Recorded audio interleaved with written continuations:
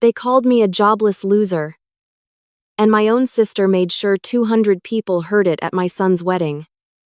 She wanted to bury me in shame, to erase everything I'd built. But what she didn't know was that the very man she was trying to impress had been waiting to expose the truth. That night, the spotlight turned, and my sister's laughter died in her throat. This is the story of how betrayal tried to destroy me, and how I rose higher than ever before. San Francisco glittered like a dream I no longer belonged to. From the corner office of Innovex's skyscraper, the city used to bow to my decisions budgets worth $50 million. Clients lining up, colleagues whispering my name with reverence. Lily Anderson. A name that carried weight. But the morning I signed my resignation, I felt stripped bare. As I walked down the glass hallway clutching the envelope, eyes followed me. My assistant froze, lips parting like she wanted to stop me. Others didn't bother to hide their smirks. One man muttered, not quietly enough. Guess even the great Lily finally cracked. Another chuckled. Burnout happens to women when they can't keep up. The humiliation stung more than the diagnosis. Not mine, my mother's. Stage 4. Months left. I wasn't burned out. I wasn't weak. I was a daughter choosing love over profit. But no one cared about that part of the story. To them, I was a headline. Career suicide in real time.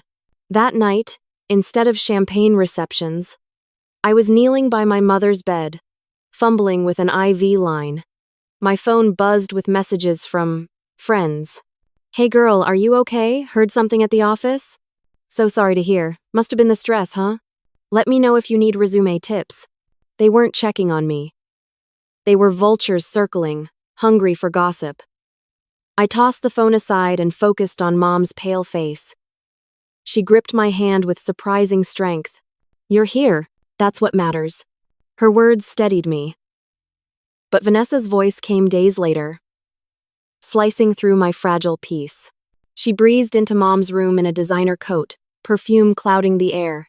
Well, look at you, she sneered, eyeing my wrinkled t-shirt. From boardrooms to bedpans. Quite the downgrade, Lily. I bit my tongue, adjusting Mom's blanket. Someone has to be here, I said. It's called giving up, she replied, snapping a selfie with Mom.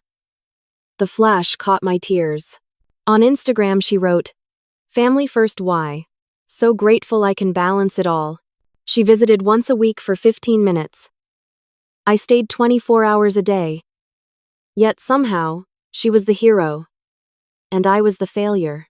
At Sunday dinner, Uncle Thomas leaned across the table, sliding a flyer for a cashier job. Just in case you want to get back on your feet, he whispered, as if handing medicine for a disease. Aunt Linda chimed in. Vanessa just got promoted again. HR director, isn't it? Such an inspiration. Vanessa sipped her wine, eyes gleaming. Not everyone can handle pressure long-term. Some people crack. Her gaze burned into me. The room laughed politely. My fork clattered onto the plate. That was the moment I realized. To them, I wasn't Lily Anderson, the powerhouse. I was a cautionary tale. A living reminder of what happens when a woman dares to step off the treadmill. And every time Vanessa smirked across the table, I felt the walls close in tighter. I had given up everything to save the woman who gave me life. Yet somehow, the world had rewritten me as worthless, invisible, disposable. And in the silence of those nights, sitting by Mom's bed, Vanessa's cruel words echoed. You're nothing without your job, Lily. Nothing. If my sacrifice was invisible, Vanessa made sure her success was blinding. She arrived at every family gathering like it was her red carpet moment, heels clicking, diamond earrings sparkling, her voice just loud enough for everyone to hear. Promotion again, she'd say, sliding her new title into conversation as casually as others asked about the weather.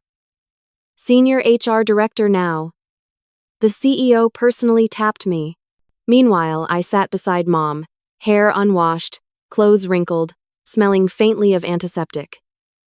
Every time Vanessa looked at me, her smile sharpened.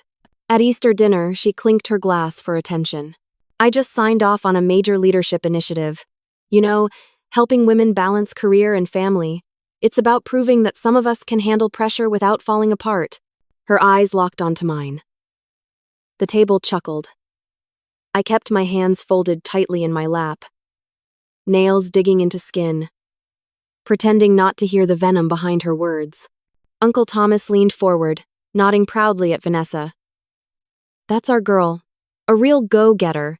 One. Aunt Linda smiled at me with pity. Lily, maybe when things calm down with your mom, you can start fresh? Maybe something part-time? Their voices sliced me open. I had once been the one they admired, the one they turned to for advice. Now, I was spoken to like a broken vase, something once valuable, now set aside.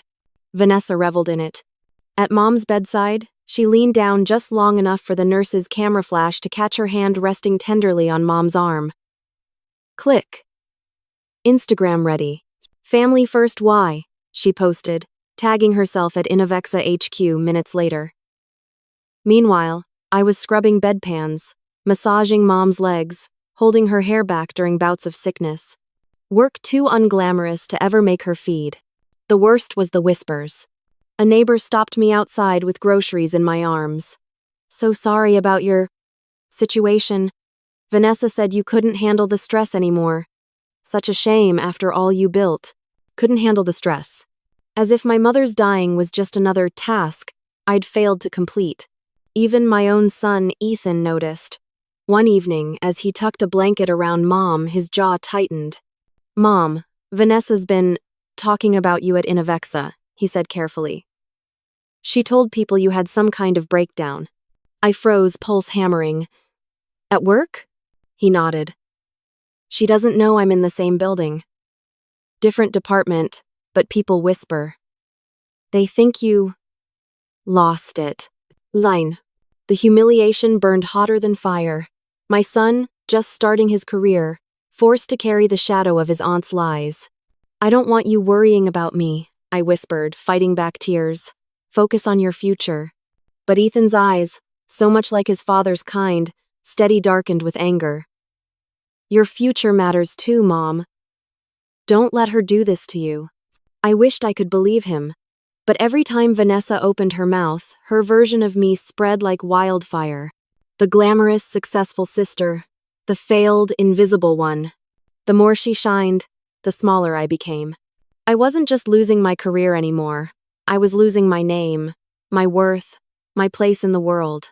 And as the date of Ethan's wedding crept closer, I began to realize something far worse. Vanessa wasn't finished. She was waiting for the perfect stage and audience of 200 industry leaders, even Innovexa's CEO.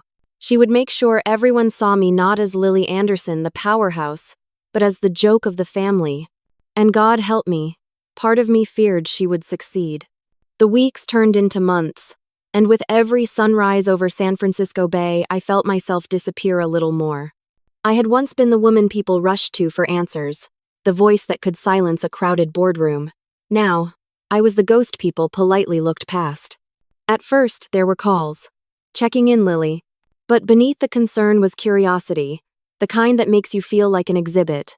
They wanted details. Was it true I'd collapsed at work? Did Innovexa quietly push me out? By the second month, the calls stopped. Silence became my new ringtone.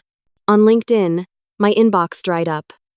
Recruiters who once flooded me with offers no longer knocked. My profile, once alive with endorsements, sat dormant. Worse, I caught whispers that Vanessa was painting my absence as a breakdown, a woman who cracked, a woman unfit for the corporate stage. One evening, while changing Mom's four, Aunt Linda dropped by with a casserole dish. You can't stay out of work forever, she said softly, as though I were a child. Maybe start with something small. An office assistant. Or retail. Vanessa says keeping busy helps the mind. I bit my tongue so hard I tasted blood, Vanessa says. Always Vanessa. Mom, hearing from her wheelchair, whispered hoarsely, your sister never carried a company on her shoulders. She doesn't know what you gave up. I kissed her forehead, hiding my tears. Because the truth was, no one seemed to remember what I had built. At Sunday dinner, the humiliation grew sharper. Vanessa dominated the table with stories of her projects at Innovexa. Michael Grant, our CEO, said I remind him of himself when he was my age, she boasted, swirling wine like a movie star. Focused, driven, not distracted. Her glance sliced at me like a blade. Everyone chuckled politely. I stared at my plate, hands clenched, wondering when my own family had stopped seeing me as Lily, the daughter, the mother, the woman, and started seeing me as Vanessa's punchline. Even the younger cousins followed her lead. So, Aunt Lily, one asked, chewing on bread, do you just stay home now? The laughter that followed hollowed me out. At home, the nights were the hardest. I sat by Mom's bed listening to the hiss of her oxygen machine, scrolling through my phone. My colleagues had moved on pictures of conferences I used to headline, panels I used to command, now filled with other faces. I wasn't even invited. As if success had an expiration date. And mine had run out. Some nights, I stared at the mirror and barely recognized the woman looking back. My tailored blazers had been replaced with faded sweatshirts. My hair hung limp. My eyes ringed with exhaustion. And yet inside a storm raged. I had walked away for love, for family, for Mom, but the world had twisted my choice into weakness, into shame. One night, Ethan found me crying quietly in the kitchen. Mom, he said, his voice breaking, don't let them do this to you. You're the strongest person I know. I forced a smile, wiping my tears. Strength doesn't always look like it used to, honey. But inside, I felt broken, because Vanessa's voice was everywhere. At church, in the neighborhood, at Innovexa. She made sure the world saw me not as Lily Anderson the powerhouse, but Lily Anderson the failure. The cruelest part? People believed her. By the third month, I realized Vanessa didn't just want my reputation gone. She wanted me erased, and she was succeeding. Because no matter how much I tried to hold my head high, every whisper, every pitying glance, every half-hearted, "How are you holding up?" chipped away at me. I was invisible, disposable. And as Ethan's wedding drew closer, I had one haunting thought. If Vanessa could humiliate me this easily in private, what would she do in front of 200 witnesses? The answer chilled me. She was saving her sharpest knife for the day the world was watching. The calendar flipped mercilessly, each day dragging me closer to Ethan's wedding. What should have been joy, the milestone of seeing my only son stand at the altar with the woman he loved, felt like a storm cloud gathering above me. Everywhere I went, the whispers followed. Vanessa had become a one-woman PR campaign, turning my sacrifice into a cautionary tale. At family brunches, she'd lean close to a cousin and say, "Poor Lily. She just couldn't keep up." At church, she'd beam as she told neighbors. It was too much for her, you know. The pressure. And at Innovexa, where Ethan had just started, she sprinkled poison into every hallway conversation.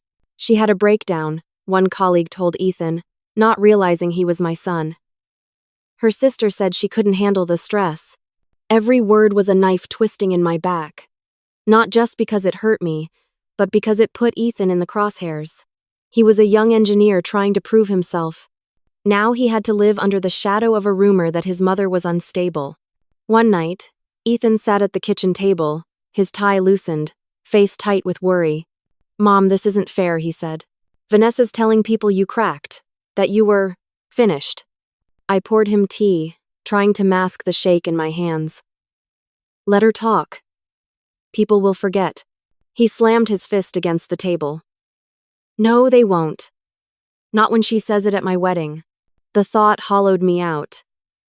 200 guests, family, colleagues, industry leaders.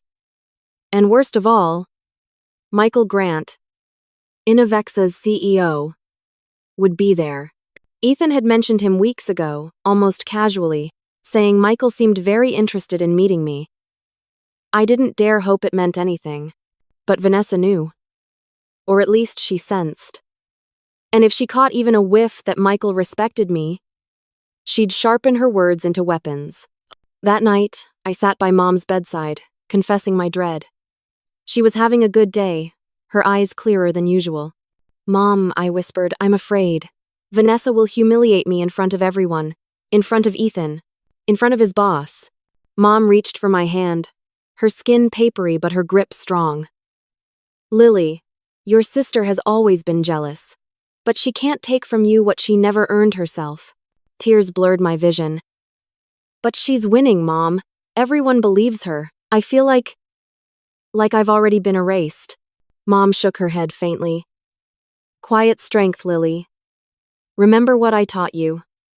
Sometimes the best answer isn't the loudest. It's the one that lasts. I nodded, but my chest ached. Because silence hadn't protected me so far, it had only given Vanessa space to build her empire of lies. The week of the wedding, I caught sight of myself in the mirror and barely recognized the woman staring back. My once glossy hair was dull, my eyes ringed with sleepless nights, my skin pale from hospital rooms and grief. Yet in the suitcase at the foot of my bed lay the pearl necklace Mom had worn at her own wedding, waiting for me. It should have been a symbol of love, of continuity.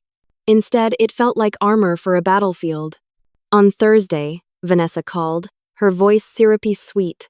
Lily, I just wanted to remind you to be on time Saturday.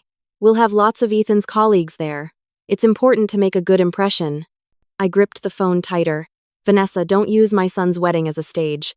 She laughed softly, the sound like glass breaking. Oh, Lily. No one cares what you say anymore. They only care what I say. The line went dead. I stood there shaking, rage and helplessness colliding inside me. She wasn't just coming for me, she was coming for Ethan, for his future, for everything I'd tried to protect. The night before the wedding, I sat alone in my childhood room, pearls in my palm, trying to steady my breath.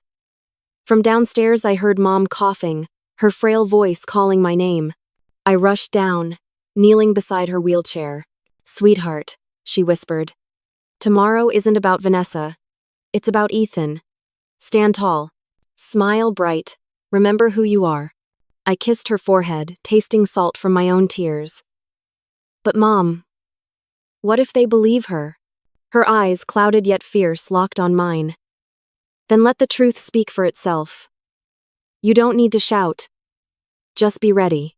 I didn't know what she meant then, but those words would haunt me the next day, when the microphone passed into the wrong hands, and my sister turned my son's wedding into the trial of my life. And all I could think, as I fastened the pearls around my neck, was one terrifying thought. Tomorrow the world would watch me burn. The morning of Ethan's wedding began with the sound of silence. Not the peaceful kind, but the suffocating silence that presses against your ribs, heavy and merciless. I stood in my childhood bedroom, the pale California sun creeping through lace curtains, casting shadows across the pearl necklace lying on the dresser. The same necklace my mother had worn on her wedding day. Today it felt less like jewelry and more like armor. I slipped it around my neck, my fingers trembling. In the mirror, I saw a woman I barely recognized. Once, I had been Lily Anderson, the strategist, the powerhouse, the woman whose name opened doors. Now, my reflection looked like a ghost, eyes swollen from sleepless nights, lips pale, skin etched with the exhaustion of grief. Downstairs, I heard a cough, raspy and hollow. I rushed to Mom's room. She was sitting upright in her wheelchair, a rare spark of clarity in her eyes. Her frail hands reached for mine. You look beautiful, sweetheart, she whispered. My throat tightened. Beautiful? Mom, I feel like I'm walking into a war zone. She squeezed weakly. Don't let Vanessa get to you today. The name hung in the air like poison. Vanessa Blake, my sister, my rival, my executioner in designer heels. Mom, she won't stop, I said, my voice breaking. She's going to humiliate me in front of everyone. Ethan, Olivia, Michael Grant, 200 people will watch her tear me apart. And I can't fight back. If I do, I'll only prove her right. Mom's eyes, though clouded with illness, burned with fierce clarity. Lily, your sister has always lived in your shadow. She'll do anything to drag you down, because it's the only way she feels tall. But remember, this quiet strength lasts longer than noise. Tears welled up, spilling hot down my cheeks. But Mom, everyone believes her already. Even our own family looks at me like I'm broken. What if Ethan feels ashamed of me? Her voice cracked, but her grip never loosened. Ethan knows the truth. You raised him with your blood and your sacrifices. That can't be erased by Vanessa's lies. Stand tall for him today. Even if your voice shakes, even if they whisper, stand tall. I pressed my forehead to hers, inhaling the faint scent of lavender lotion clinging to her skin. It was a fragile, fleeting moment, but it anchored me. By mid-morning, the house buzzed with quiet preparations. Bridesmaids' laughter filtered in from Olivia's side of the estate, but in my chest, there was only dread.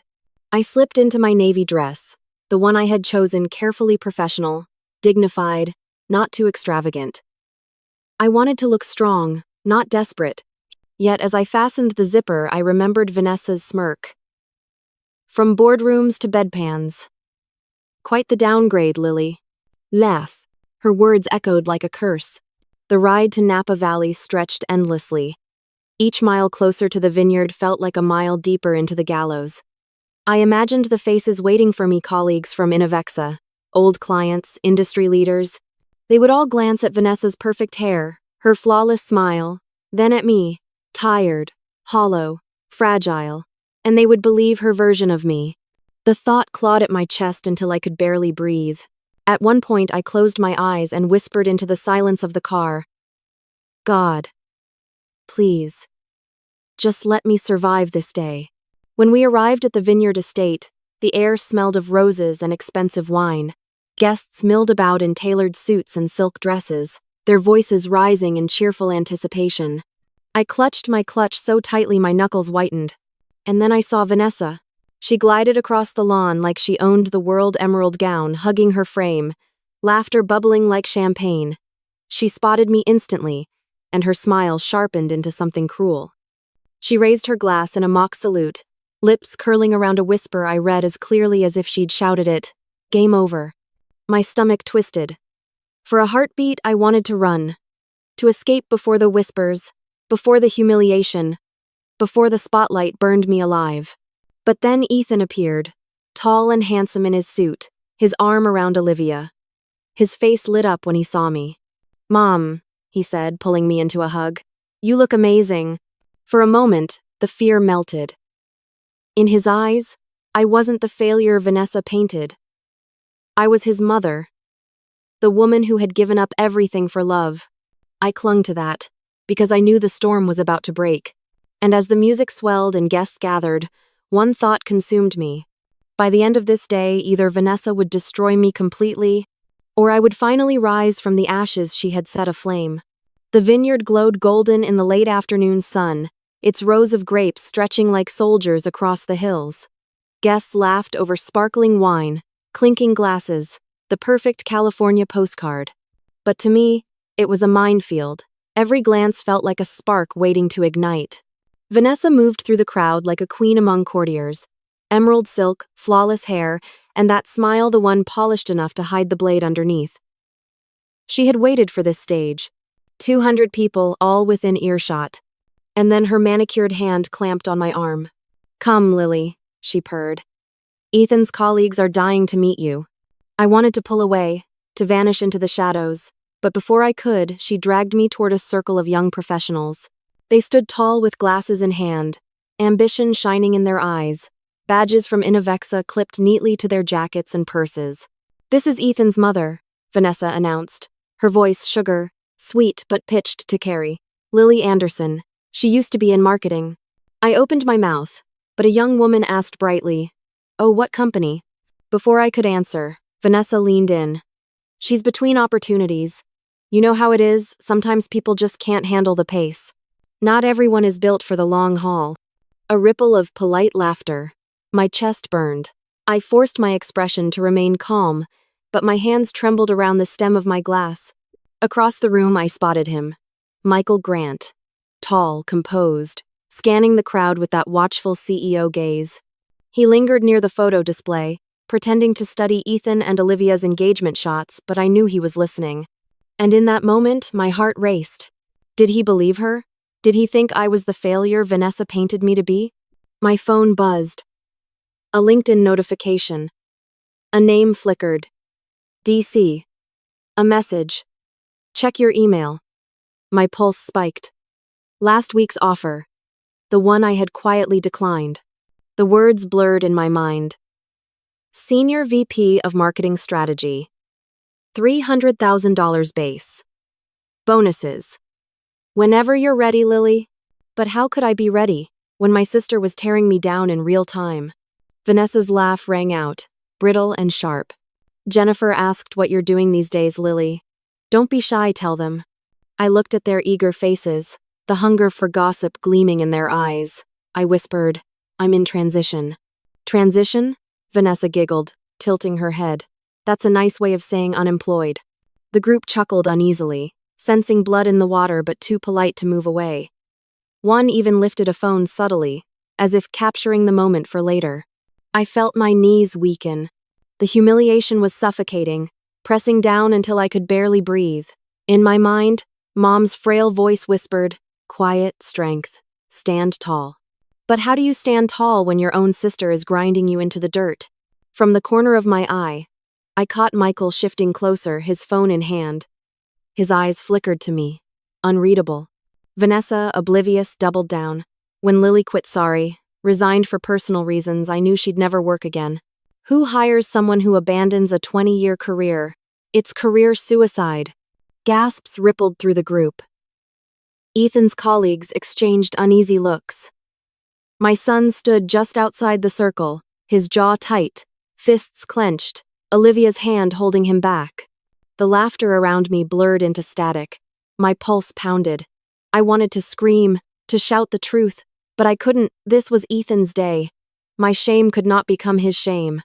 So I stood there, a statue in pearls, absorbing each cruel word. And still, Vanessa wasn't finished. You know what the saddest part is? She said, her tone soft, almost pitying, as if giving a TED talk on failure. Lily had everything. Budgets, power, respect, and she threw it away to play nurse. Anyone could do that job, but only she could have done what she was doing in marketing. What a waste. Her words sliced clean through me. The truth twisted until it became a weapon. And the crowd leaned in closer, mesmerized, waiting for more blood. I forced myself not to cry, though my throat burned. Then I saw it Michael Grant, stepping forward, slipping his phone back into his pocket, his eyes never leaving Vanessa. And for the first time all evening, I felt the faintest flicker of hope. Because the storm Vanessa had unleashed was about to shift direction. The circle around us had thickened, drawn by Vanessa's voice slicing through the cocktail chatter. She was in her element now, performing for an audience she thought she controlled. This is my sister, she told each newcomer, her hand digging into my shoulder as if she owned me. She used to work in marketing. Used to be successful, actually.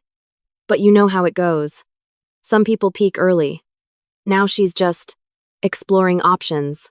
Her laugh tinkled like glass breaking. Phones hovered higher now, subtle red dots blinking. People were recording.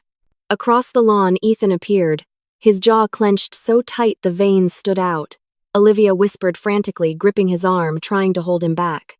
He wanted to protect me, but this was his wedding. I couldn't let him start a scene.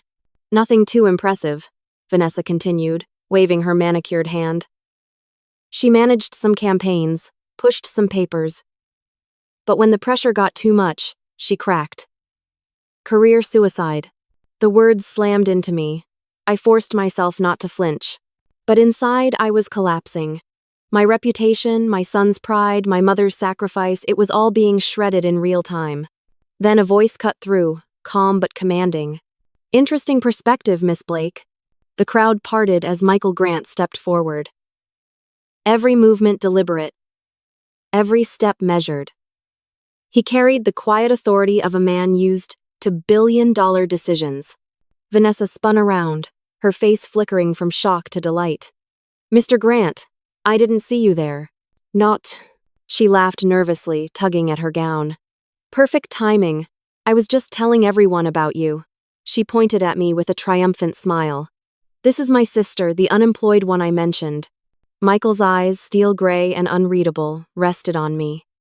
Yes, he said slowly, his voice like a blade unsheathing. I heard your introduction. Very thorough. Vanessa beamed, oblivious to the danger. Well, you know me. Honesty and transparency. I thought everyone should know the real situation. Michael tilted his head, a small smile playing at his lips. Oh, I absolutely value honesty. And transparency. He reached into his pocket and pulled out his phone. In fact, I think this is the perfect moment for some clarity. The chatter died instantly.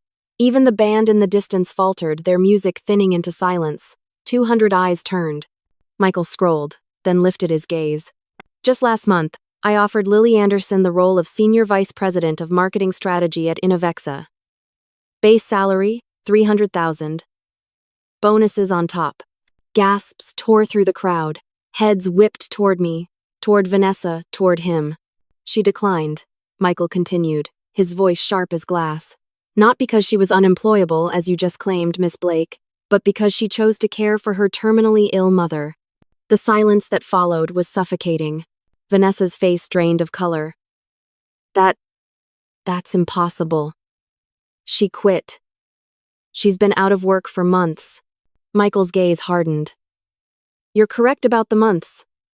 What you left out is that she's turned down offers from Goldman Sachs, Microsoft, and yes, Innovexa. All in the last 6 months. I have the emails right here. He held his phone aloft, screen glowing. Shall I read them?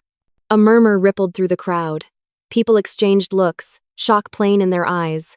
Phones lifted higher, capturing every word. Vanessa stammered, her mask cracking. But she abandoned her career, that's what everyone… Correction. Michael's voice sliced the air. She didn't abandon anything. She prioritized what mattered. There is a significant difference between giving up and choosing love. I stood frozen, my heart hammering against my ribs. Relief surged through me so fiercely I nearly swayed. For months I had carried the weight of shame, the whispers, the humiliation. And now, in a single moment, the truth stood like a shield before me. Michael's voice rose, steady and unwavering. 5 years ago, Lily Anderson saved my former company from bankruptcy. She turned a disaster into 5 years of triple-digit ROI. Her campaigns are still taught in business schools. Her work is legendary. The word hit me like a thunderclap. Legendary. Around me, the energy shifted.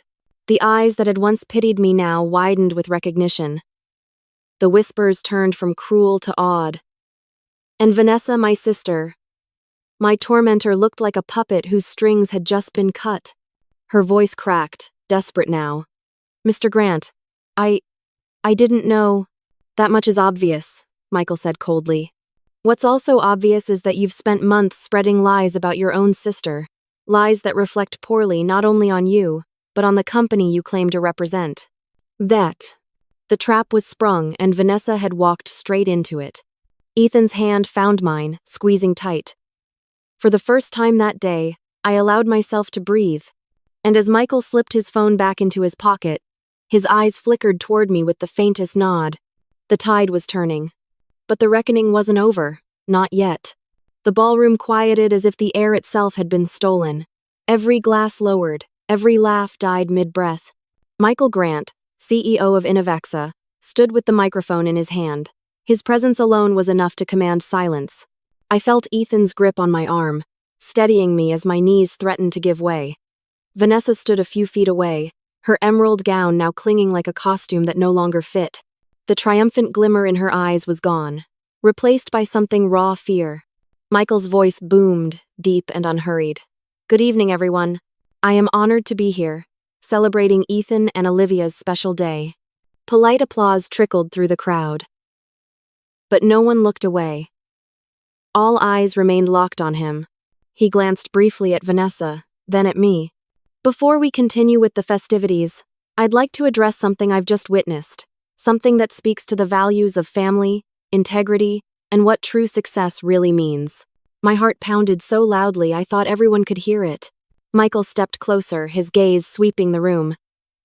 6 months ago, Lily Anderson walked away from one of the most successful marketing careers in our industry. Not because she failed, not because she burned out, but because her mother needed her. She chose love over money, family over fame. The words thundered in my chest. Tears blurred my vision. He turned to the audience, his voice sharper now. Let me be clear.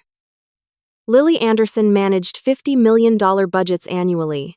Her campaigns delivered 300% ROI for 5 consecutive years. She is the architect of strategies that saved companies from collapse and built them into market leaders. Her work is taught in business schools. She is not unemployed. She is not a failure. She is a legend. Gasps rippled through the ballroom.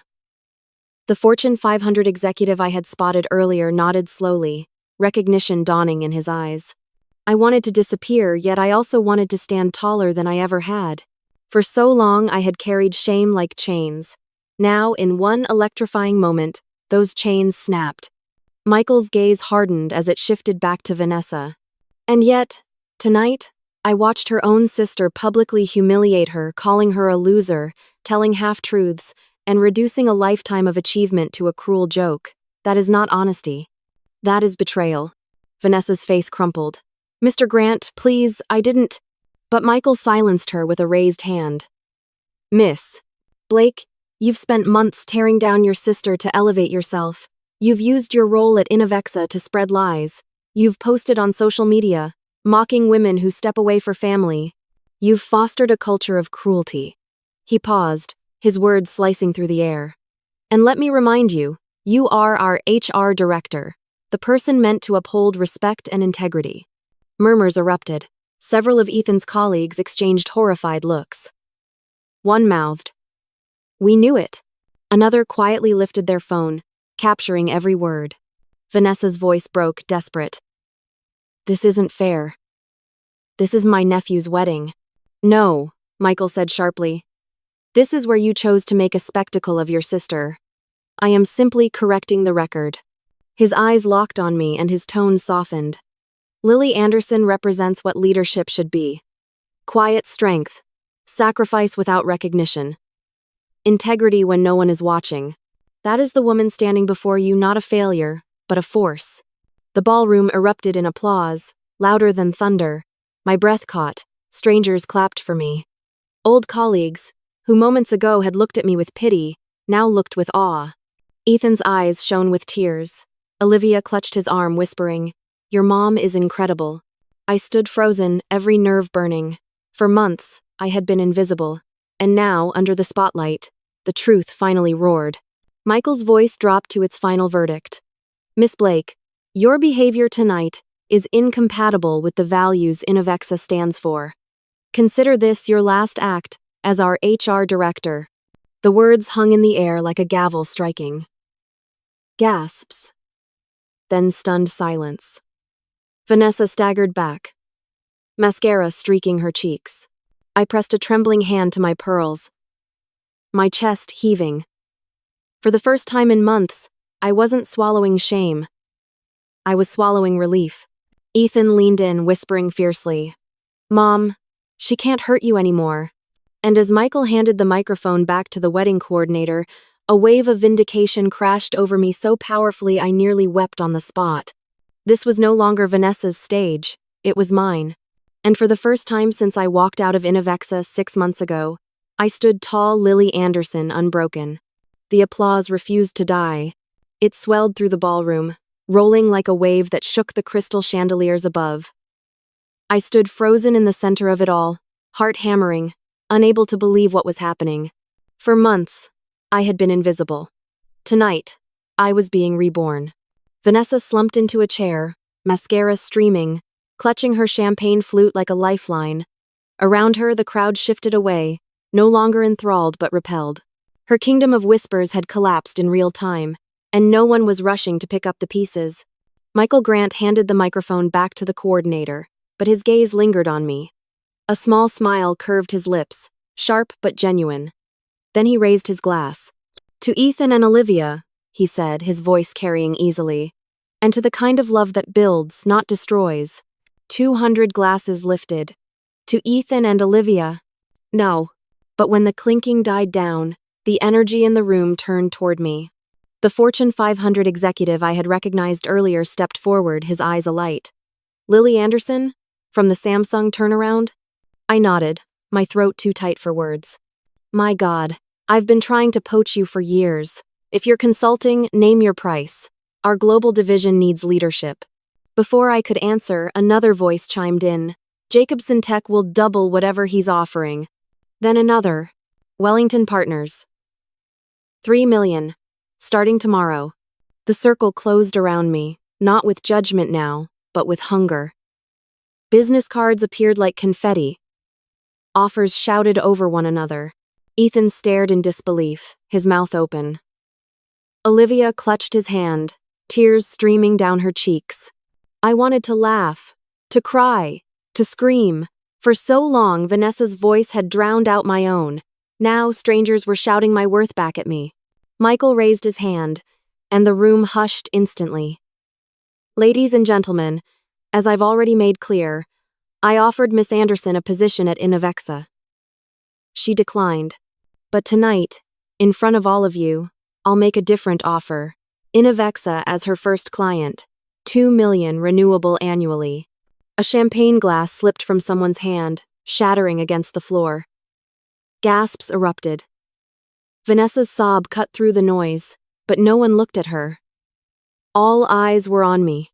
2 million. Spoken aloud, signed in spirit, witnessed by 200 people. I swallowed hard, the weight of it pressing down. This wasn't just an offer. It was vindication carved into stone. But I wasn't the same Lily Anderson who had lived for titles and boardrooms. I shook my head slowly. Thank you, Michael. But I don't want another cage, no matter how golden. I'm starting something of my own. Hushfell. Michael tilted his head, intrigued. Your own company? Yes. My voice trembled, but the words rang true. After 20 years of building other people's empires, it's time I build mine. Anderson Strategic Consulting. Selective clients. Organizations that value performance and people equally. The silence shattered into applause again, wilder this time. Michael's smile widened. The first real warmth I'd seen all evening. Then let Innovexa be your anchor client. $2 million, effective immediately. And I'll put it in writing tonight. Then, more voices rose. 3 million. 4. Numbers ricocheted around me until I felt dizzy. Within minutes, I had 12 million in verbal commitments. Business cards piled into my hands. My phone buzzed nonstop with LinkedIn requests. Somewhere in the chaos, I realized I had gone from unemployable to in demand in the span of a wedding toast. Ethan broke through the crowd, wrapping me in a hug so tight I nearly lost my breath. Mom, he whispered, voice cracking. This is incredible. I've never been prouder. Olivia joined us, tears glittering on her cheeks. Your story, everyone will remember this day forever. Behind them, Vanessa tried to rise, but her knees buckled. She reached for a chair, her sobs ragged, her empire of cruelty reduced to ashes. For once, I didn't feel anger, only a strange, hollow pity, because she had built her life on tearing me down. And tonight, it had destroyed her. I stood taller, my pearls cool against my skin, and looked around the room, the faces alight with admiration, the cameras flashing, the applause echoing. I was no longer the woman in the shadows, no longer the punchline. I was Lily Anderson, and I was rising. The wedding ended long after the champagne stopped flowing, but the echoes of that night would follow us forever. For Ethan and Olivia, it was the beginning of a marriage. For me, it was the rebirth of a name. For Vanessa, it was the collapse of an empire she had built on cruelty. The following Monday, Innovexa released a statement. Short, clinical, final, effective immediately. Vanessa Blake is no longer employed with the company. Her social media went silent. The woman who had once flooded timelines with designer bags and number family first captions vanished into the void. Family dinners changed too. Where once relatives had whispered pity behind their napkins, they now looked at me with awe and shame for not defending me sooner. Uncle Thomas admitted softly, "We should have known better." Aunt Linda dabbed at her eyes and murmured, "I'm sorry, Lily." We all believed her lies. I didn't reply. Forgiveness wasn't instant, but bitterness wasn't my legacy. Mom's health declined in the weeks that followed, but she lived long enough to hear the news. Anderson Strategic Consulting signed $12 million in contracts within its first month. She smiled weakly from her hospital bed. "See, sweetheart, quiet strength lasts." Those were her final words to me before she closed her eyes for the last time. I grieved. Oh, how I grieved. Success couldn't fill the empty chair at Sunday dinner, couldn't replace the warmth of her voice. But I carried her lessons like scripture. That sacrifice isn't weakness, that love can be the greatest ambition of all. As for Ethan, his career soared. No longer shadowed by whispers, he thrived, his own name shining bright. One evening he told me, "Mom, when Mr. Grant defended you, it wasn't just for you, it showed me the kind of man I want to be." That was the true victory. Not the contracts, not the applause, not the headlines calling me the comeback queen of Silicon Valley. It was knowing my son had witnessed the cost of love, the cruelty of betrayal, and the power of truth. And Vanessa? Sometimes I still see her name mentioned in gossip. Disgraced. Ex-HR director. A cautionary tale. I don't celebrate her fall. I don't need to. Her choices wrote her ending. What matters is mine. I wake each morning in my San Francisco apartment overlooking the bay, coffee steaming in hand, emails from CEOs waiting in my inbox. But I don't measure myself by the contracts or the numbers anymore.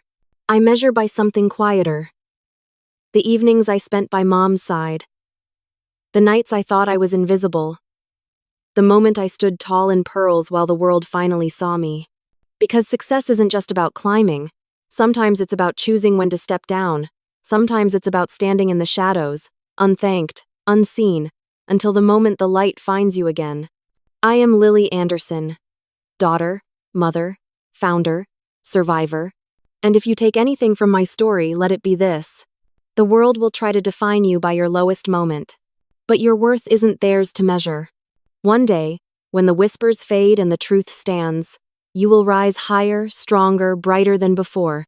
And when that day comes, the very people who laughed will fall silent. Not because you shouted louder, but because you lived truer. If you've stayed with me until now, then you already know. This story wasn't just about a wedding, or a career, or even a feud between sisters. It was about something deeper, something all of us, at some point in our lives, will face. We live in a world obsessed with labels. Successful, failure, winner, loser. We are measured by job titles, bank accounts, cars parked in the driveway. And the moment you step off the treadmill, even if it's to care for a dying parent, even if it's to heal your own soul, the world circles like vultures, ready to stamp you with one word: finished.